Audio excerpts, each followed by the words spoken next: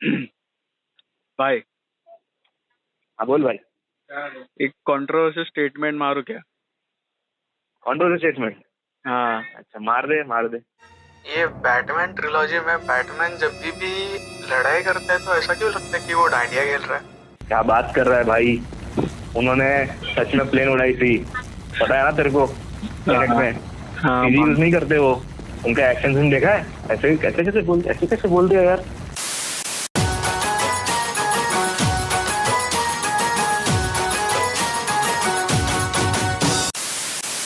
तो फ्रेंड्स, आपका स्वागत है आपका मूवी चैनल में। मेरा नाम है प्रियदर्शन और मेरा दोस्त है अक्षय। अक्षय जी, आपसे एक सवाल पूछनी थी मुझे। सर, आप एंटी स्नीडर हैं? नहीं, एंटी स्नीडर नहीं है? नहीं हूँ मैं। एंटी नोलन भी नहीं हूँ। मेरे को खाली स्टेटमेंट मारने का आता, बहुत अच्छा लगता है। क्लियर कर दे हम। हाँ, क्लियर कर दो। पर मेरे को तो और एक स्टेटमेंट मारने का है। मारो स्टेटमेंट भी मारते रहो आप। ये स्टेटमेंट है जिसके ऊपर आज अपन डिस्कस भी करने वाले हैं। एक बहुत ही कंट्रोवर्शियल और बहुत ही पोलराइजिंग फिगर है जिनका नाम है Jack Snyder. Writer, director, producer Jack Snyder एक हॉलीवुड फिल्म डायरेक्टर है जो अपनी dazzling cinematography, slow motion shots और डिफरेंट सेंस ऑफ स्टाइल के लिए बहुत पॉपुलर है। और वही डिफरेंट सेंस ऑफ स्टाइल बहुत लोगों को पसंद आती है और बहुत लोगों को बिल्कुल भी पसंद नहीं आती। हम कुछ पॉइंट्स जैक स्नाइडर के बारे में आज कवर करने वाले हैं, जो है मिसअंडरस्टूड क्यों है वो, दूसरी चीज उनका विजुअल फिल्म मेकिंग, तीसरी चीज उनका करियर कमबैक और सारी फिल्मों के बारे में एक ओवरव्यू देना।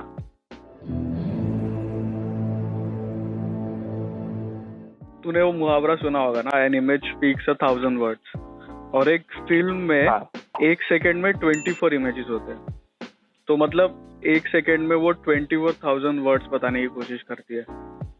तो ऑब्वियसली एक चीज के बारे में सभी का अलग अलग इंटरप्रिटेशन होगा। हम जैक स्नाइडर को ही सिर्फ मिसअंडरस्टूड या पोलराइजिंग बोलते हैं, ये गलत है।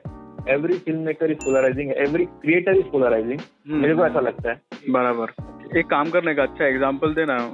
और जैसे फॉर एग्जांपल एक फिल्म के बारे में बात करूंगा, वो है सकर पंच। जो सकर पंच में जिस तरीके से कपड़े पहने थे, आउटफिट थे, उनके बारे में बहुत ही गलत बोला गया था, क्रिटिसिज्म थी। और फ्रैंकली बोलो, वो क्रिटिसिज्म मुझे कुछ जगहों में मुझे ऐसा लगा कि वो ठीक है, कुछ जगहों में लगा कि ज्यादा बोल रहे हैं। कि मूवी इतनी कॉन्वोल्यूटेड है, आउटफिट का नजरिया समझ में नहीं आता। एक चीज मुझे ऐसे लगी कि वो आउटफिट चूज करने का भी एक सेंस होगा उन कैरेक्टर्स का। ठीक है, कैरेक्टर के दिमाग में ऐसा आउटफिट आया नहीं होगा, कहाँ तो रेफरेंस लिया होगा, तो शायद वो पॉप कल्चर होगा ना। क्योंकि जिस तरीके से वो विजुअल सीन्स थे, जो फैंटेसी सीन्स थे, वो सारे पॉप कल्चर रेफरेंस, तो वैसा भी हो सकता है। बट मैं इस सकर पंच के बारे में ज्यादा बोलूंगा नहीं, क्योंकि एक कॉन्वोल्यूटेड पिक्चर है, उसमें जैक स्नाइडर ने गलतियां की है, उसको थोड़ा सा और सिंप्लीफाइड कर सकता था वो। बट मुझे पर्सनली बहुत खराब लगता है वो मैन ऑफ स्टील का जो क्रिटिसिज्म है, क्योंकि मैन ऑफ स्टील ने जॉर्ड को क्यों मारा। ठीक है, अभी कॉमिक्स में सुपरमैन किल नहीं करता है, हमें भी पता है, but it's not a state adaptation, है ना। जैक स्नाइडर कभी भी स्टेट एडेप्टेशन नहीं करता, सिर्फ वॉचमैन को किया है उन्होंने और 300, पर उनका हमेशा से विजन अलग ही रहा है। जब उन्होंने स्टार्टिंग में एस्टैब्लिश कर दिया कि उनके साथ बुली हो रही है। देखो, एक चीज होती है ना, चाइल्डहुड ट्रॉमा के वजह से आदमी बहुत शेप होता है एडल्टहुड में। तो वैसा ही उसका शेप था कि उसको पता है कि ये बुरा आदमी है, इसको खारिज करो। और जिस तरीके का सीन वो प्ले किया था जॉर्ड का, उसमें या तो वो मरेगा या तो ये मरेगा। तो वो एक डिसीजन भी तो था। वो एक, देखो, वैसे डिसीजन में कभी लाया नहीं गया होगा, ये फर्स्ट टाइम लाया गया होगा, ऐसा भी हो सकता है। तो डिसीजन में उनको मारना ही था उस जॉर्ड को, और कुछ करने, क्योंकि दूसरे स्टार्ट सीन में वो चिल्लाता है बहुत जोर से, उसको मारा। आप विजुअल क्यूज को अगर देखें तो जैक स्नाइडर सपोर्ट नहीं कर रहा है किलिंग को, इज सपोर्टिंग द, क्या बोलते हैं उसको, लाचार सिचुएशन को सपोर्ट कर रहा है। एंड थर्ड फिल्म थी जो मिसअंडरस्टूड थी, वो है वॉचमैन। अभी watchman it's a very complicated film, it's not a misunderstood film. अगर वॉचमैन में कॉमिक एलन मूर ने लिखी है, उनका एक जो था कि वो विजुअली एक्सेसिव फिल्म थी, बहुत कुछ स्लो मोशन चल रहा है, आप एडेप्ट कर रहे हो उस चीज को। एक कॉमिक बुक है, you are not adapting a novel, you are adapting a comic book. वो चीज को जैक स्नाइडर ने पूरा कॉपी भी नहीं किया, उन्होंने अपने स्टाइल में लेके आया। अगर आप कॉमिक देखोगे तो कॉमिक का स्टाइल, जो लेआउट का कलर स्टाइल है, इट्स वेरी नोयर। पर जैक स्नाइडर ने उस चीज को ब्लू कलर ग्रेडिंग में किया, एकदम ड्रैग। तो थोड़ा स्टाइलिश है। हाँ, तो थोड़ा स्टाइलिश है। हाँ, तो दोनों में फर्क है। और दूसरी चीज कि वो film it's about the big construction of super hero जो एलन मूर ने लिखी थी और जैक स्नाइडर ने भी सेम किया। इवन जैक स्नाइडर ने बहुत ही वियर्ड पार्ट डिलीट भी की, तो आई थिंक वो मिसअंडरस्टूड नहीं है। मैं इनके बारे में इस सिलसिले में ज्यादा बोलूंगा नहीं, क्योंकि मुझे भी बहुत कॉम्प्लेक्स लगी, even the movie even the book.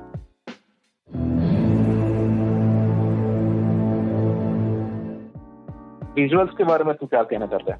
Visuals उनके फिल्म का सबसे स्ट्रॉन्ग पार्ट रहा है मेरे लिए। तो उनके slow motion shots, opening credits और एंडिंग क्रेडिट्स, उनका मोन्टाजेस काफी अलग होते हैं।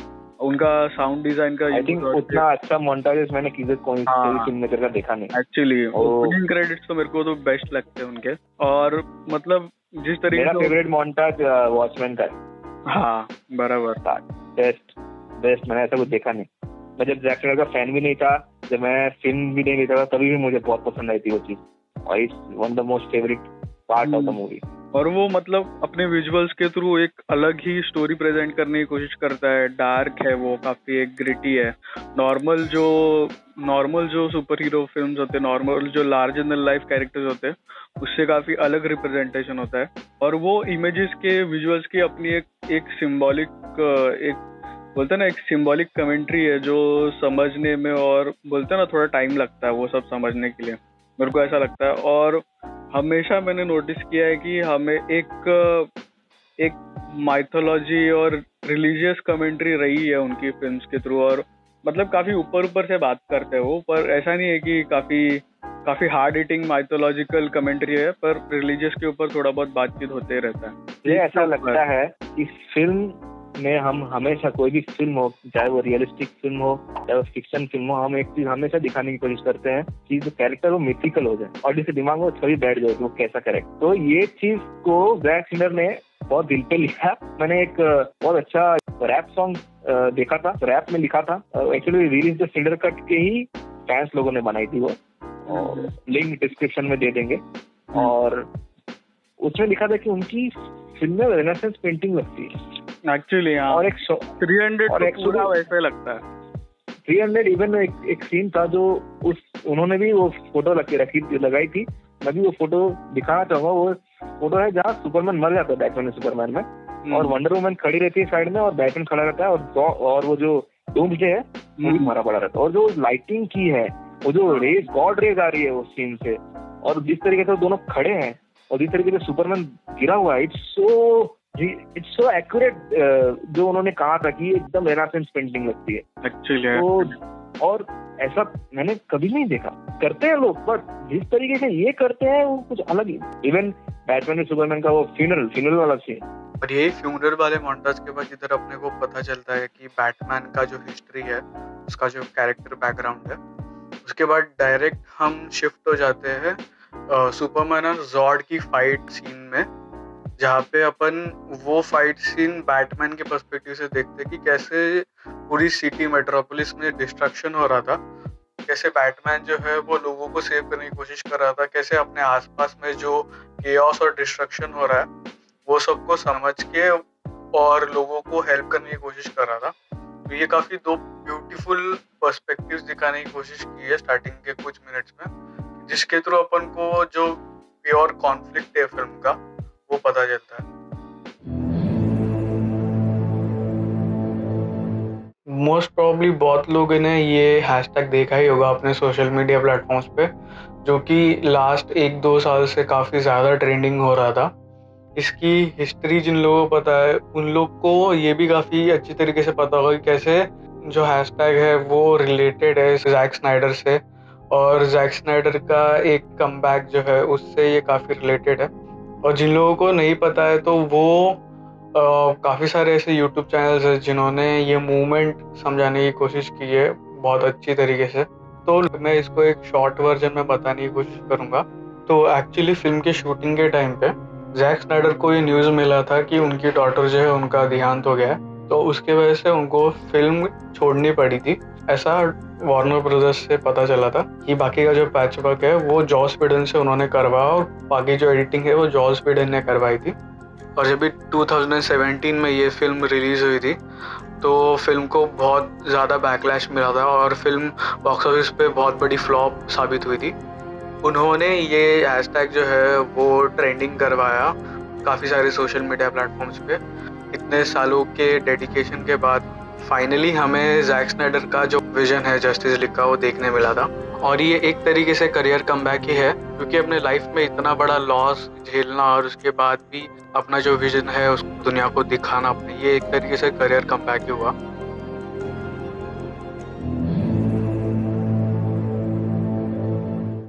मैं एक रैपिड फायर राउंड करूंगा अक्षय के साथ और एक ओवरव्यू दूंगा जैक स्नाइडर की फिल्मों के बारे में। तो सबसे उनकी पहली फिल्म थी डॉन द डेड।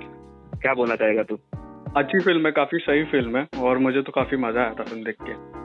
मुझे लगी बहुत ग्रेटी, बहुत ही डार्क और बहुत ही स्ट्रीट लेवल फिल्म थी जो जैक स्नाइडर एपिक फिल्मों के लिए माना जाता है। ये बहुत ही डिफरेंट फिल्म थी। उन्होंने अपने डेब्यू में ही बहुत ही अलग फिल्म बनाई थी।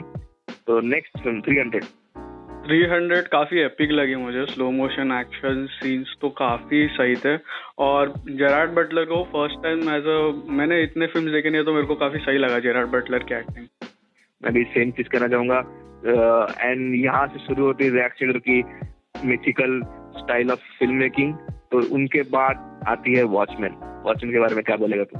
वॉचमैन तो मुझे लगा कि सबसे यूनिक फिल्म थी उसके फिल्मोग्राफी में। मतलब कुछ चीजें मुझे पसंद आई काफी ज्यादा और कुछ चीजें मुझे इतनी समझ नहीं आई क्योंकि फिल्म काफी घूमती रहती है आगे पीछे। एग्जैक्टली मुझे तो कॉम्प्लेक्स लगी फिल्म काफी। और मैं इसके बारे में, इट्स अ विजुअल मास्टरपीस। मैं अभी बात करने वाला हूँ सकर पंच के बारे में। सकर पंच तो सबसे ट्रिपी और माइंड फकिंग फिल्म है मेरे हिसाब से तो। पर एक चीज है कि बहुत सारी चीजें जो है जैक स्नाइडर वो बताना भूल जाता है, तो इसलिए वो और भी कंफ्यूजिंग हो जाती है फिल्म। यस, जो चीजें इंटेंडेड थी वो कभी कभी बाउंसर हो जाती है वो पिक्चर में, बट ओवरऑल मूवी बहुत अच्छी है। विजुअली अगेन जैक स्नाइडर ने चौके छक्के काट दिए। तो बहुत ही यूनिक फिल्म जैक स्नाइडर की। सकर पंच नहीं है अक्षय, सबसे यूनिक फिल्म है the legend of the guardians. अरे उसके बारे में तो कुछ बात ही नहीं किया ना। अभी करेंगे ना।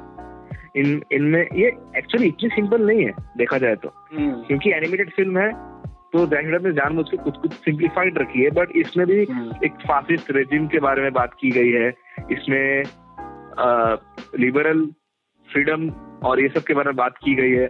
जो जैक स्नाइडर ने एक चीज में कॉम्प्रोमाइज नहीं किया हुआ, विजुअल्स, और विजुअल्स के थ्रू जो इंटेंडेड मैसेज है सकर पर से ज्यादा हिट हुई है। तो अभी आती है डीसी की मैन ऑफ स्टील। डीसी की पूरी कथा आती है जहाँ रिलीज होती है man of steel. Man of steel के बारे में बात किया जाए तो man of steel is one of the most brilliant DCU film. मेरे लिए तो मेरा फेवरेट डीसीयू फिल्म है क्योंकि बहुत डिफरेंट लाइट में सुपरमैन को दिखाती है और यही बहुत अच्छी चीज है। और बैटमैन में सुपरमैन की बात की जाए तो अक्षय क्या बोलेगा? तो मुझे लगता है ऐसा कि बैटमैन और सुपरमैन काफी मिसअंडरस्टूड फिल्म है। गॉड और ह्यूमन के पर्सपेक्टिव से बताने की कोशिश की और वो मेरे को बहुत सही लगा। वो रीजन की वजह से मुझे बहुत पसंद है बैटमैन और सुपरमैन। तो फिर उसके बाद आती है जस्टिस लीग। जस्टिस के बारे में बात करनी है तेरे को? नहीं, मेरे को जैक स्नाइडर के जस्टिस लीग के बारे में बात करना है। मेरे को तो लगता है ये उसका मास्टरपीस है मेरे हिसाब से। जिस तरीके से एक 4 घंटे की एपिक फिल्म बनाई है उसने, बिना ऑडियंस का 1 सेकंड के लिए भी अटेंशन डाइवर्ट नहीं किया है, तो ये तो मानना पड़ेगा। तो मेरे को सही लगा। और इस फिल्म में जो सबसे बेस्ट चीज थी वो है विजुअल्स। अगेन बहुत क्लीशे हो रहा है वीडियो में, बट मैं क्या बताऊं, विजुअल्स ने बांधे रखी थी पिक्चर में। From the epilogue to the battle of Themyscira, the start, और जिस तरीके से स्क्रीन प्ले मूवी की इतनी इजीली, मूवी की जो 4 पार्ट जो भी पार्ट में डिवाइड की है, जिस तरीके से स्क्रीन प्ले इतनी अच्छी से ब्लेंड होती है मूवी में, सब कुछ कैरेक्टर अच्छे से फील हो जाता है, अच्छे से लड़ते हैं, अच्छा सा मोटिवेशन है, अच्छा सा स्टेक्स है मूवी में। वो चीज मुझे बहुत इस फिल्म में अच्छी लगी और डेफिनेटली मास्टरपीस फिल्म थी। ये हमारा पर्सनल ओवरव्यू था कि जैसे कैसे एक फिल्म मेकर है और हम चाहते हैं कि जैक के अपने विजन को फिर से एक चांस दिया जाए, और जो कि अभी अपने देखने मिलने वाला है आर्मी ऑफ द डेड में। तो आर्मी ऑफ द डेड में मिलने वाली है उनकी पूरी क्रिएटिव जो भी क्रिएटिव जो भी जूस है वो जुलूस निकालने वाले आर्मी ऑफ द डेड में। एक्चुअली तो थैंक यू गाइस, और ये हमारा पहला वीडियो है तो ज़्यादा जज मत करना।